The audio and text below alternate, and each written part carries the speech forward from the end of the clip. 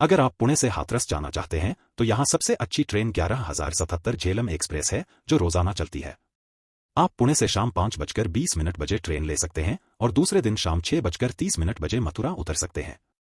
यह ट्रेन पुणे, उरुली, दौंड, अहमदनगर, बेलापुर, कोपरगांव, मनमाड, चालीसगांव, पचोरा, जलगांव, भुसावल, बुरहानपुर, खंडवा, छनेरा, हरदा, तिमरनी, बानापुरा, इटारसी, नर्मदापुरम, रानी कमलापति, भोपाल, विदिशा, गंजबासौदा, बीना, जखालुआ, ललितपुर, तालबेहट, बबीना, झांसी, दतिया, डबरा, ग्वालियर, मुरैना, धौलपुर, आगरा कैंट, राजा की मंडी और मथुरा पर रुकती है। हाथरस के लिए कोई सीधी ट्रेन नहीं है, इसलिए आप मथुरा से हाथरस के लिए दूसरी ट्रेन ले सकते हैं जो लगभग 40 से 50 किलोमीटर दूर है। अगर आप रेलवे की सही जानकारी चाहते हैं तो हमारे चैनल को फॉलो करें।